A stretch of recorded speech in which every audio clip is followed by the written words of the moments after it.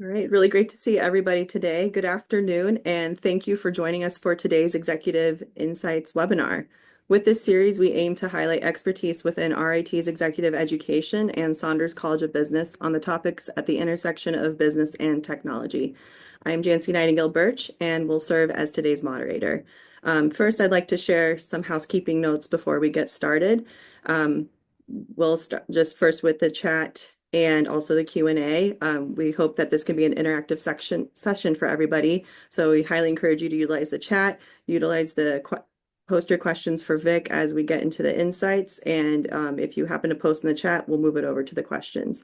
And also this session is being recorded. So in case you want to relive the experience or you have to catch it later, we will be sharing a link through email later this week. And with that, we're thrilled to have you here and hope you find today's session insightful. Now to get started, I'd like to introduce my colleague Noah Cherry, who will share a little bit more about our executive business programs. Over to you, Noah. Good morning, good afternoon, where everybody is today. Thank you for attending this webinar, Executive Insights. I'm just going to give you a quick little overview of what we do here, the executive education group here at Saunders College of Business. For those of you, I know we got a lot of alumni on here, so thank you for attending. But we really strive to advance leaders and lifelong connections in our programs. And our programs are broken down into custom exec ed and, of course, the executive MBA. This is our team. You know, Jancy and I. Julianne handles recruitment and admissions. Jesse's our program manager. And then we have co-directors, Rick and Molly. A little bit about custom exec ed. Work with a lot of different organizations, big and small, for-profit, not-for-profit, really helping emerging leaders or, frontline managers or all different types of people and organizations. And some of the areas of expertise that we cover, a lot of different leadership training. We also do things in innovation. We also do a lot of things in data-driven decision-making and analytics, and of course, strategy and strategic planning as well. Everything can be customed to meet the needs of whatever your initiatives are. Now, a little bit about our executive MBA, if you're not familiar with it. We have two different delivery modes, both in-person, online, looking at working with individuals sort of mid-career, young professionals, perhaps on a leadership track or looking to move into a different field. We have a 47 credit curriculum currently, work with many different industries. We're really happy to be working with our friends in biotech and life sciences. We actually have some of the life sciences electives that we just started offering as well. So we're really excited about that. Really into experiential learning, so you'll be able to be part of an international trip. We also do some amazing capstone projects with companies as well. And like I said, we cover a lot of different industries out there: manufacturing, healthcare, advertising, automotive, a lot of different ones.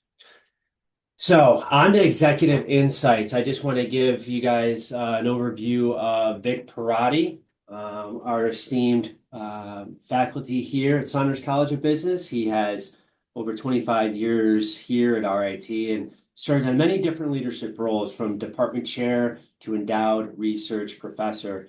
Before joining RIT, completed studies in computer science and cognitive science at Ohio State. Go Buckeyes! His academic research investigates possibilities that new technologies can create for business. Work funded by NSF and Knout Foundation, Kauffman Foundation, as many more. He also leads student research initiatives here and advises some great university clubs, business and technology professionals, and RIT AI, which leads me to our AI talk. So I'm going to give it over to you, Vic. Oop, okay. Go. Thank you, Noah, and thank you, Jancy.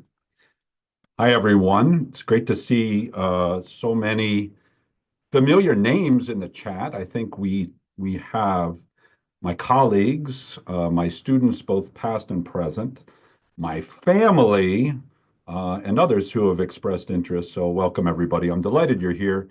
And I had a really, really good time putting this talk together. I initially gave a version of this talk in New York City to a group of alumni from many, many years at RIT, and I'm delighted to give you the updated version today. I'm calling it Accelerando, an AI story. I wonder if you, like me, had a little bit of music education in school and know what accelerando means. If you do, put it in the chat. Okay, so I'm going to add one critical element to what Noah said about my introduction. This is me in the foreground in probably 1985, 86. I was at Ohio University at that moment, and I had hair. My addition to what Noah said is to add the in front of Ohio State, but I agree, go Buckeyes. So I have agreed with Jancy that I will go quickly. Let's get to work. There are those of you in the audience that have experienced and survived a class with me in the past, and that's wonderful. You know that I like to begin my classes with a quote in general, and so this is my quote for you today. This is not me, by the way. The quote I chose today is, "It's amazing, but we're not amazed." And the author of the quote is this guy whose name is Kevin Kelly. Kevin Kelly is a really interesting character, was around right at the beginning of the internet, participated in sort of the hippie culture that was around as the technology, the internet was being born. And he has written a number of best-selling books and given many, many wonderful talks. But I like one of his YouTube talks where he says, "It's amazing, but we're not amazed." Maybe at the end of this talk, you will be a little bit more amazed at what's happening and what has happened over the last few decades in AI and technology in general. But the point is, things are changing very quickly. And I'm going to talk you through sort of my vantage point for AI over my career and how it's changed. I am an avid reader of science fiction, and one of my favorite books is this one. It inspired the name of our talk today, Accelerando, and can't see the chat at this moment, but maybe you know that Accelerando means to accelerate, to go faster. And this story, Accelerando by Charles Stross, is the story of multiple generations of a family that go through this change where machines become intelligent. And it's a reflection on the changes that humans experience during this process. And I pulled a little quote from a review. It's hard to narrow down a central theme of this book, but one could say it's an exploration of how the human experience will be changed by the merger of biological, that's you and me, and non-biological computational substrates. Really interesting book. The book is organized in three parts, and therefore our talk is organized in three parts. Part one, slow takeoff. Part two, point of inflection. And part three, singularity. Here we go. Slow takeoff. This is a quote by one of the pioneers. It comes from the Accelerando book, a quote by one of the pioneers of computer science. The question of whether a computer can think is of no more interesting than the question of whether a submarine can swim. So one could start the history of AI at any point in time, really. We could go back lots and lots of years. I like a quote by Leibniz from the 1700s, but I'll start here in 1943. A neurophysiologist and a computer scientist got together to write this paper. And the paper by McCulloch and Pitts demonstrates how we might build a mathematical model of our human brain. of the neurons that are in each one of us. You can see to the left the action of a neuron, and you can see to the right their mathematical function for how we might model one of these using contemporary math. And this was a really provocative idea. It is not simply that we're trying to do advanced mathematics or trying to tackle a particular problem. Rather, I think the excitement around Macaulay and Pitts is they were trying to emulate our human intelligence, which at that moment certainly is the only model of intelligence that was available. 1943, not so long ago in the grand scheme of things.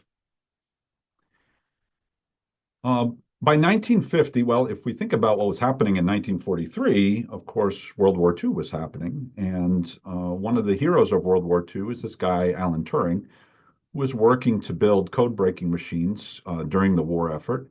And by 1950, he wrote this very influential paper uh, entitled Computing Machinery and Intelligence. And he addresses the question, can machines think?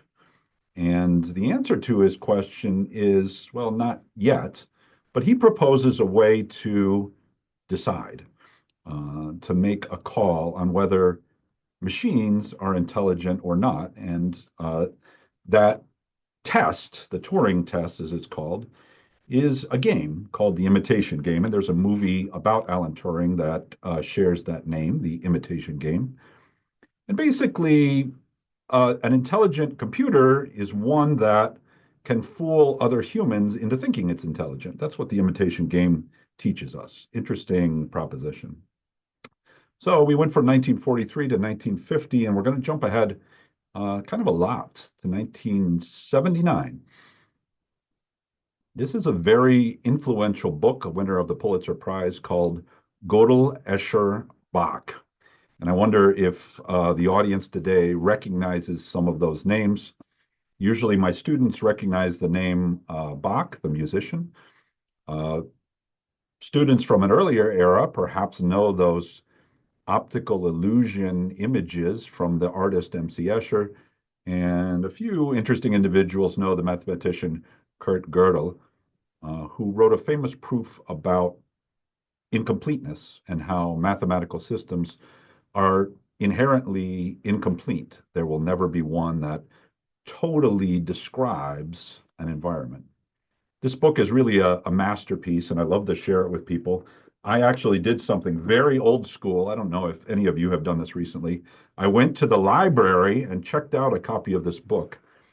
I had given my copy of my book to my son, so I had to go borrow one. And this was a fun experience. You should try checking out books at the library. The reason I share this book is twofold. One, it demonstrates where we were in 1979 with AI. You can see over to the left, there's sort of an early description of what natural language processing might look like, kind of a dialogue between an imaginary character and a machine. We're giving instructions to the character and asking them to do specific tasks about a 3D environment. And there was some work by Dr. Terry Winograd, Understanding Natural Language, that created simple systems to do this kind of work. The other reason I shared this book is because this book in particular was incredibly influential to computer scientists. And you see the echoes of the ideas in this book over the intervening decades. So after 1979, we had some difficulties with AI research. We had what has come to be known as an AI winter, where there was less funding, there was less research, there was less technology to move this concept of machine intelligence forward. I used an AI to make this image, by the way. Nonetheless, there was a group of individuals that were actively working to make AI move forward. There were researchers in the 1950s, there were researchers in the 1960s and 70s that were also doing this, but I looked long and hard to find this picture. There's a group in the 1980s that really became very important in the development of especially neural network style machine learning architectures. This is a photo taken in 1986 at a summer school at Carnegie Mellon for the connectionist models. Connectionist models is the earliest name for neural networks. And this group of researchers attended. You could see, I don't know, what would you say? There's 50 people there, more or less. Uh, and if you read the caption that I brought over with the diagram, there are some very recognizable names in this picture. Geoffrey Hinton, Sir Terry Sejnowski, and David Rumelhart all are critical individuals in the story of AI and its advancement. So as this AI winter was kind of starting to come to an end and warm up, there were a group of, I guess, optimistic people that were still working with this architecture to try to make it advance, to try to find what would make it successful. I chose this image not because of all of the people that are already mentioned, Hinton, Sejnowski, and Rumelhart, but actually for a different person. All the way on the left-hand side of this image, at least on my screen, is a guy standing up with a big beard, and that is the guy who taught me neural networks at The Ohio State University, right around this time period, right around 1990, and his name is Dr. Jordan Pollack. So we have at RIT, interestingly enough, a number of sort of second generation people from this cohort of impressive founders of the connectionist movement. I studied with Jordan Pollack back in the day, and there's a number of others that studied with Sejnowski and others. So it's a good place to be. I want to jump forward into the 1990s, which is, of course, famous for good music. I wonder if any of you remember this video. I've captured just a tiny little snippet of this video, and I want to see if you recognize it, and then maybe Yancey will ask you in the Q&A, what do you think this means?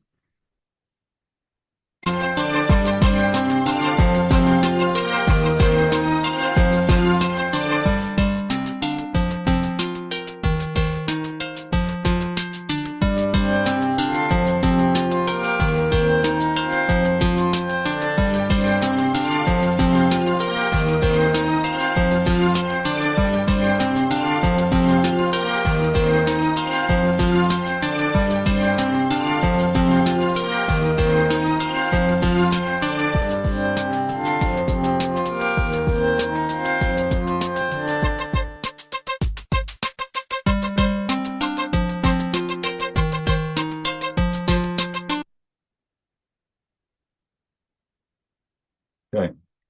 Okay, Jancy, ask the question. What does this mean, this video that I shared with you and personally curated?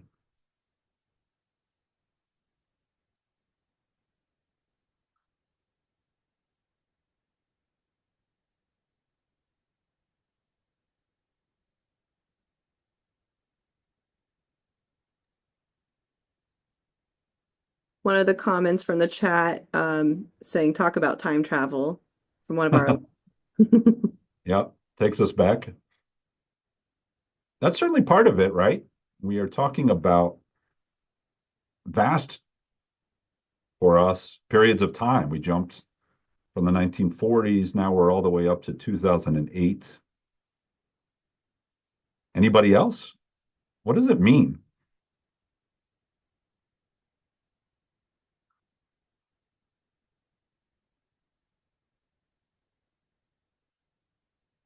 Oh, Julio said that. Okay. No takers? Are you all eating lunch instead of listening to this talk? We have one of our current students, Margaret Kendrick, mentioned that AI learns from what we do. People actually, they're reversing the Q&A to use the Q part as the A. Okay, good. Someone along the lines of time travel saying we're old. Yeah, Depends who you are here. all of the above is true. I was really thinking when I selected this video about what Margaret said, that that in the late 1990s and especially in the 2000s, a lot of people got wired up to the network and began to contribute.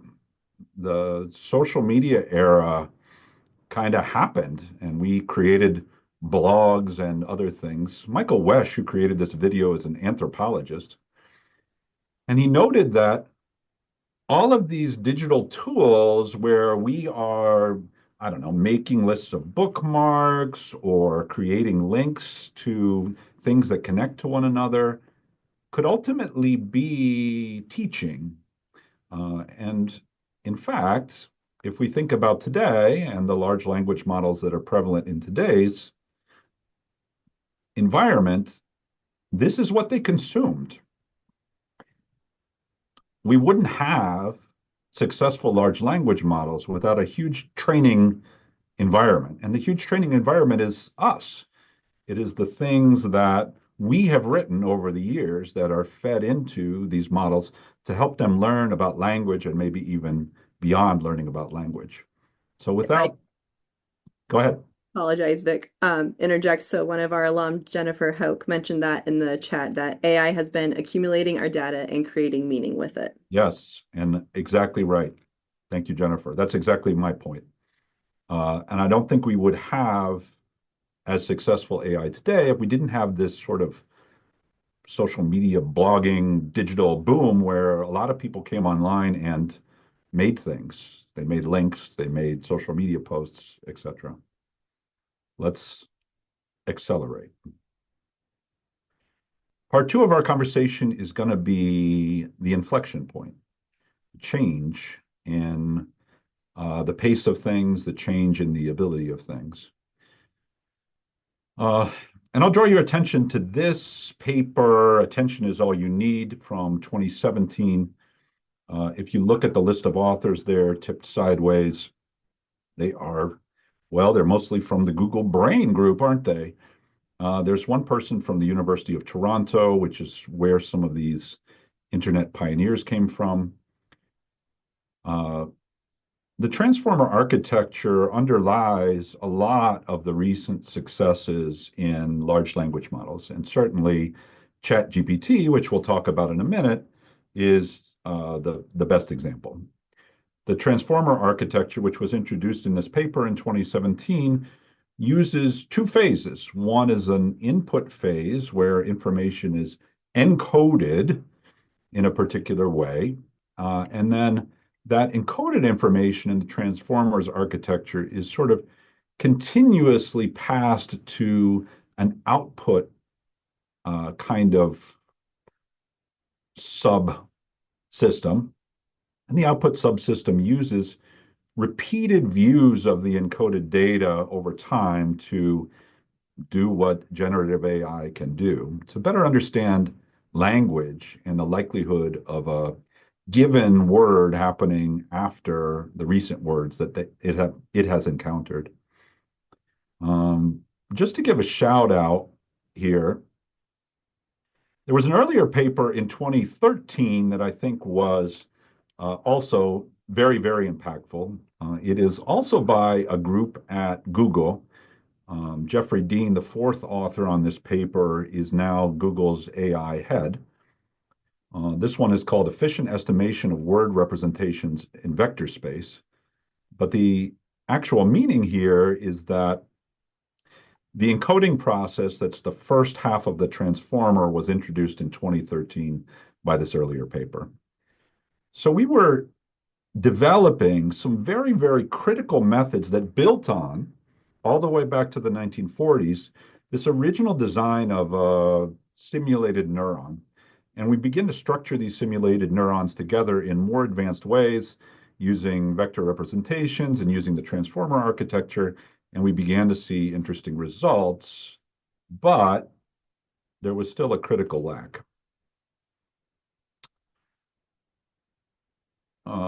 RIT is increasingly investing in and studying AI all over campus. And we had this wonderful speaker presenting to us a few years back. Terry Sejnowski is one of the most famous neural network researchers ever and has been awarded essentially every AI prize that you might get. And what do you think he is saying here? I can see the chat now. What do you think he's saying, Terry Sejnowski, with these quotes?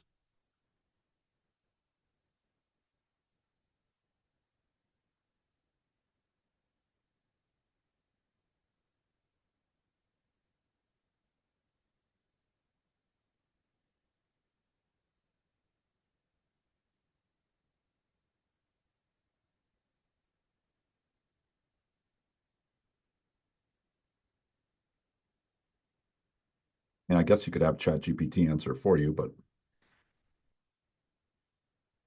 maybe we're not there.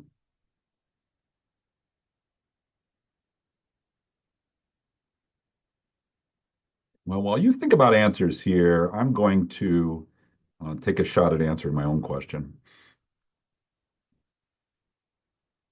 The fundamental technologies that underlie AI were developed a long time ago, 25 years ago, according to Terry Sejnowski.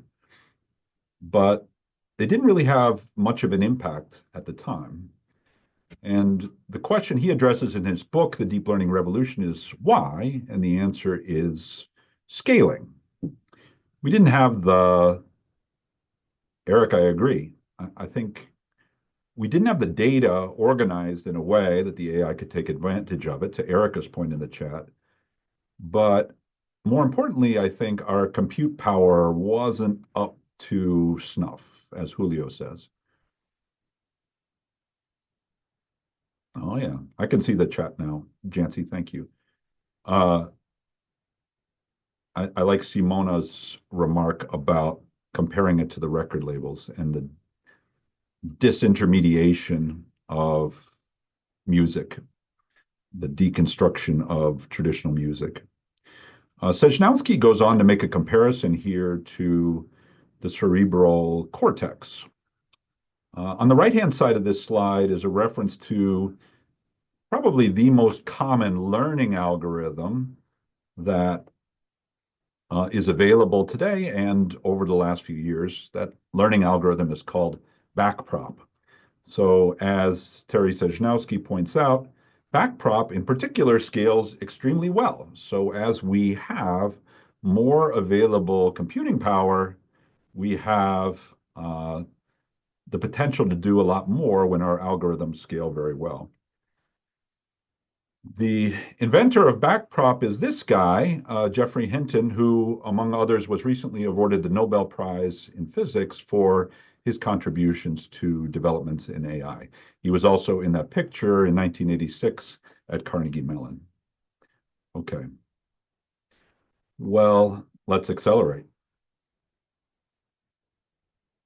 In 1922, in 2022, we had this kind of special moment where OpenAI released ChatGPT, in this case version 3, into the wild, and it grew users at a truly remarkable pace, 100 million users, much faster than even TikTok, and was publicly available for people to study and play with. And I think this is the moment when many people began to realize how many advances had happened in large language models, in AI. It's a moment where a lot of people, and this is just a few years ago now, became quickly aware that we are getting closer to intelligent machines. We can now communicate in our own human language with an AI and get back information that might be useful to us. And as Nivi says, it has scaled exponentially now, and that is the nature of an inflection point. Let's go on. We've had an incredible proliferation of these models over the last few years, since 2022. This is a website called Hugging Face that makes models available to people who can write a few simple lines of Python code. If you look to the left-hand side of this display, you see different kinds of problems that AI might work on. Do depth estimation in computer vision, like my friend Flip and I used to do at Ohio State, The Ohio State, or do natural language processing, text classification or token classification. And these models that are now over 1 million toward the center part of the screen are choices that you can adopt to tackle these different tasks. We have our RIT alumni working at Hugging Face and trying to bring AI to the masses, the ability to write AI code and experiment with it. We are actively teaching Hugging Face access in our undergraduate and graduate courses right here in Saunders College. Well, all of this advancement does not come without some challenges.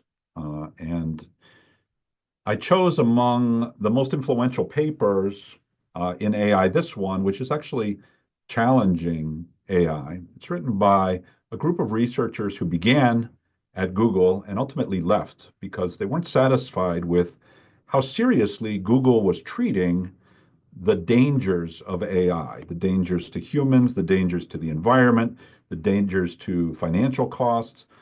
And so they tried to come to an agreement with their employer and ultimately failed. And so they left. The article is called On the Dangers of Stochastic Parrots. Can language models be too big? Stochastic parrots, in this case, is sort of a jab at the intelligence of these algorithms. The idea is that a stochastic parrot is just sort of statistically choosing what to say. It's not at all intelligent. It's just sort of repeating back to you things that it has heard before. And that there is a legitimate case to be made that that's exactly what these large language models do. I think there's further questions about whether that amounts to intelligence. There are more challenges here. Brookings Institute finds that a significant number of people will likely be impacted in their jobs by AI. Some of them are quite concerned about what will happen. Their occupations might be, quote unquote, disrupted by generative AI. And other people will simply see advantages to working with AI as part of their tasks. It is a very interesting moment. On the right-hand side, we see Pew Research study that says the people that are feeling the risks, for the most part, are not the ones who most often are working with AI today. A very interesting dichotomy there, I would say. The people that are working with AI are not as worried as the people who are not working with AI. There's also some questions emerging about, where's the beef, to quote an old commercial? What happened to the revolution? Why aren't people seeing the economic benefits of AI, and what's happening? There are people like this McKinsey partner Bechtel who says, this is not a weight loss pill. This is not a short-term, immediate impact kind of thing. It can improve efficiency and thereby lead to better economics in the short run, but this is really an opportunity kind of play. We can reallocate our time that is spent doing more mundane tasks to the AI so that we can go do the things that are special about humans: creativity, innovation, driving other humans to do great things. Let's accelerate. Part 3, the singularity. The singularity gets its name from physics research, where those that research black holes identified a singularity as this infinitely dense point in space that essentially captures everything around it. The black hole has an event horizon, and everything that falls within the event horizon collapses inward, including light and information. So Once we go down the black hole, we don't really have any information about what happens. If we send a spaceship into the black hole, we don't know what happens afterwards. And I think it's in that sense that I think about the AI singularity that is getting a lot of conversation these days. The AI singularity is similar in the sense that if we continue to see this remarkable exponential, let's say, pace of change, where are we going and what might it look like? And I think the answer is we don't know. What is some of the evidence for singularity? I show all of my classes these slides. So have a look at these charts.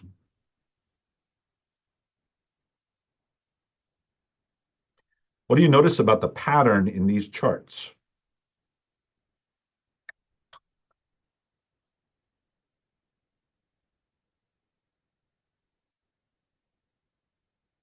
Chat us up.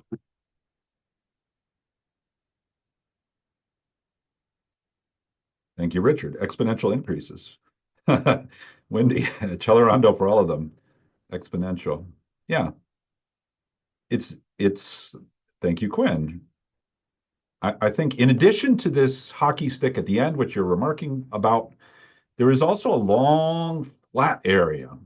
You see the horizontal space and then finally up.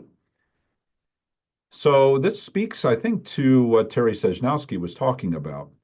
The horizontal axis is how much training does each of these models experience, and each of the lines is representing a different model, and each of the graphs represents a different task. You can see that at the lowest level, we don't get much progress for a long time, increasing training, increasing training, increasing training. But what might well be special about this moment is that we have crossed some kind of special threshold.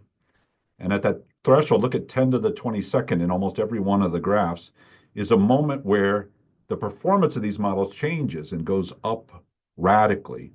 So we found kind of a sweet spot in training, or a minimal amount of training, that begins to exhibit really special characteristics and an ability to perform remarkably well at this task. This is 2022. This is an article my dad sent me. OpenAI, who released ChatGPT in 2022, also noted this interesting behavior that if we leave these models running, training a little bit extra long, something strange happens. They can sometimes develop superior but unexpected ways of solving problems. And the way they solve even simple problems can be dramatically different than the way we solve simple problems. But this additional training, additional computing resource can be game changing, really, ultimately, in the way these things are performing. Let's keep going quickly now. Just hold on to your hats here. If you haven't heard about O1, this is the latest release from OpenAI. As you can see, whereas the state-of-the-art GPT-4o model solved about 13% of the International Math Olympiad problems, the new model, which is trained on reasoning, scores about 83%. And frighteningly, that's about where PhDs perform on a lot of tests for physics and chemistry and biology. The chart that I pulled from this past week shows that since September, when they released this little blurb about the preview for the O1 model at OpenAI, which already was performing as well as PhD students on certain tasks, it has continued to improve. They released the O1 Pro Mode model just a few weeks ago, and now it is scoring very highly, even better than before. So we are getting truly human-like performance across some tasks. This advancement in AI is not coming by itself, but is also coming as we have a confluence of other empowering technologies. And I'm thinking specifically about quantum computing. Uh, Terence Tao, who's probably the world's greatest living mathematician, is saying that AI is going to dramatically change the way we do math or our abilities with math. Our abilities to do math are extended. And of course, math has been called the queen of the sciences and could ultimately lead to even further advances. Quantum computing is a way to run models, run computer programs considerably faster. I'll say more in a minute. But now we're talking only about 2024 for these headlines, April, June, and October. Let's go forward a little bit more in time, accelerate a little bit more. And this is the second to last slide or third to last slide from this week. A lot is happening. Let's start on the right-hand side. The takeaway on the right-hand side, which is a Reddit post, I think, is that the models are now equaling human performance and on a wide variety of tasks, on image classification tasks, on natural language tasks, etc. And we're going to need new tests for them that are harder because they are already working at our own ability level. So all of this has happened in the last few years. You can see some of these lines are very steep, going from very poor performance to radically good performance, human-like performance, just in a couple years, 2, 3 years. Pretty remarkable. On the lower left-hand side is the active dashboard for what we might call a new space race in the ability of these models. The Gemini model, Google's Gemini model, has taken over the top spot in overall performance across a wide variety of tasks, but who's keeping score? And OpenAI is more or less tied with their O1 model second. This week also, the Sora model for video construction from text prompts has been made public. And in the background, I don't know if you saw, but Google demonstrated for the first time the Willow quantum computing architecture, quantum computing chip, which calculated in a few short minutes something that would take conventional computing longer than the history of the universe. A provocative statement. My point in showing you this, all 1 week worth of my news feed packed into a single slide, is Accelerando. These things are happening faster and faster and faster. And whereas we made some advancements in the 1940s and 50s and 60s and 70s, we are now making advancements in September and October and November. It seems to be happening faster and faster. Let's take a step back to another science fiction writer, Isaac Asimov, who in one of his early works proposed these 3 laws of robotics. A robot shouldn't injure a human, a robot should obey the humans, and this is the challenging one, a robot must protect its own existence as long as it doesn't conflict with 1 or 2. You can see that even back in the World War II days, even back in the earliest days where we're building these models of intelligence, authors and others were thinking about, do we need guardrails? Do we need constraints on this new kind of intelligence in our environment? And for Isaac Asimov, at least, the answer is yes. And for today's organizations, the answer is also yes, but the extent to which they implement those is an open question. Well, who's going to deal with this challenging environment of humans sitting alongside machine intelligence? It is probably not most of the people on this call today, certainly not me. It's going to be the next generation. And I think RIT is at a particularly great place for studying and learning about AI. We have students at Microsoft building Copilot, like Cedric. We have students at Hugging Face like Nate Raw. We have a brand new generative AI program manager who's on today's call, Quinn. We have a research group of faculty, the CHI group that I'm a member of, and we have some of my colleagues here today from the AI Hub, which is brand new and looking to consolidate this information. RIT made an ambitious investment this year in new faculty to teach AI across the curriculum, across many colleges. 37 new faculty have been hired just this year, or are in the process of being hired just this year, to try to continue to understand and prepare the next generation of students for this remarkable environment. AI is taught today across the curriculum all over campus. And the next generation of students will be the ones who both build those models, but also work in an environment where new kinds of intelligence are present. Okay, I want to thank you for your attention, and I think we should switch to sort of a question and answer session, and I will turn off the slide share. Thanks again.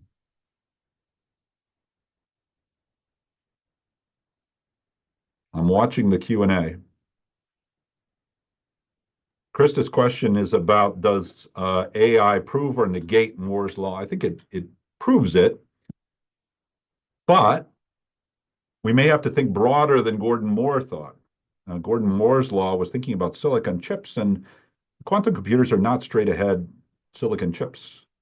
They are something different.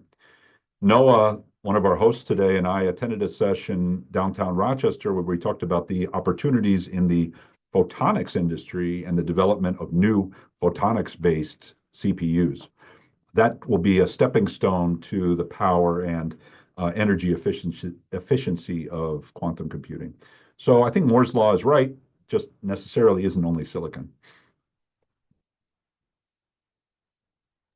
Robin, I attended PwC's AI business predictions. Your AI strategy will put you ahead or will make it hard to ever catch up. I agree. I think it is a moment where we collectively have to wrap our minds around, especially the subject of this talk, especially how quickly this is all changing. And that rapid change means that it's a moment where we really need to invest our attention. Attention is everything, so goes the paper, so that we wrap our minds around how we want AI to interact with humans in the future. It's here, it's coming, but how do we want to steer it right now? The government is a little bit undecided right now about how to do that. And I think educated individuals will ultimately take a big role in deciding what would happen next. I guess I responded in part to Julio's question.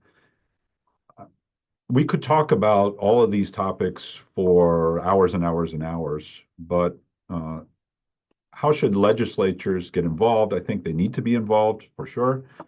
I think the important third partner in this conversation, besides humans and AI, machine intelligence, is corporations.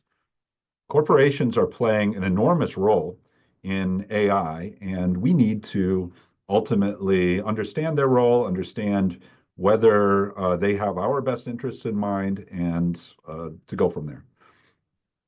Thank you, Sean. How fast should organizations move given the Accelerando? The best answer is faster, Christine, faster. Exactly what Accelerando means. We need to go. I mean, we as a university need to go faster. We as businesses need to go faster. I think just recognize that this is happening.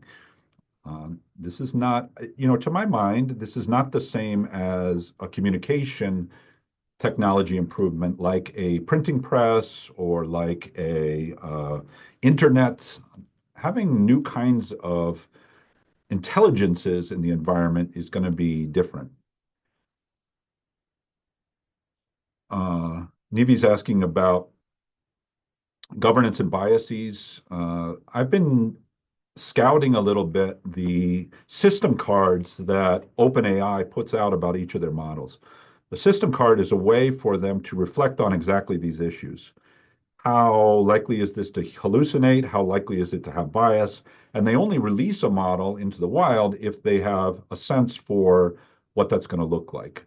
However, to what extent do we want to allow organizations like Google DeepMind or OpenAI or others to manage those issues themselves? I think we probably will need some kind of regulation or at least collective effort. I saw my colleague Duigu had a question, and Jancy too has her hand up.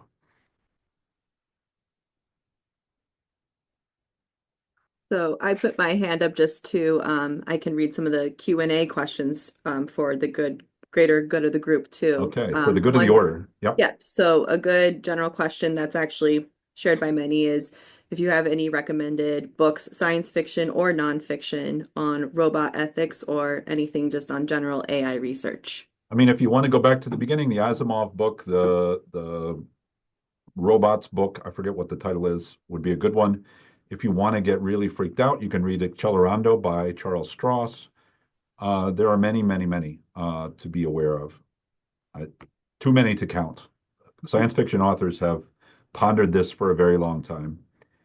I'm currently reading Permutation City by Greg Egan, which is about what happens when we can upload ourselves into computers after we die or before we die.